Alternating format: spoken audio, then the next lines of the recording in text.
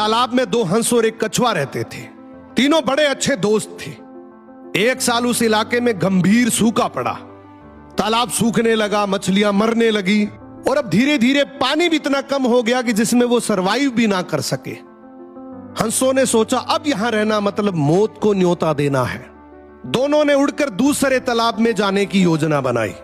कछुआ उदास होकर बोला, तुम्हारे तो पंख है, तुम तो उड़ सकते हो, लेकिन मैं नहीं, फिर मेरा मरना तो तय है। हंसों को कछुए की यह बात सुनकर दया आ गई। उन्होंने एक तरकीब लगाई। एक छड़ी ली और बोला, तू इसको अपने मुंह से कसकर पकड़ लेना, लेकिन हां, कुछ भी हो जाए अपना मुंह मत खोलना। अब दोनों हंसों ने उस छड़ी को पकड़कर उड़ान शुरू कर दी। उड़ते उड़ते गांव के ऊपर से गुजर रहे थे। गांव के लोगों ने देखा और हंसे, देखो देखो कछुआ भी उड़ रहा है, लगता है इसके भी पंख आ गए। अब कछुए से रहा नहीं गया, मुंह खोलकर बोला, अरे मूर्खों में उड़।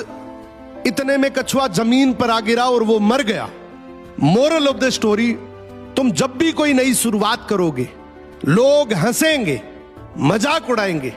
अगर तुम जवाब देने के चक्कर में रहे तो उस काम में आगे कभी नहीं बढ़ पाओगे। एक तालाब में दो हंस और एक कछुआ रहते थे। तीनों बड़े अच्छे दोस्त थे। एक साल उस इलाके में गंभीर सूखा पड़ा।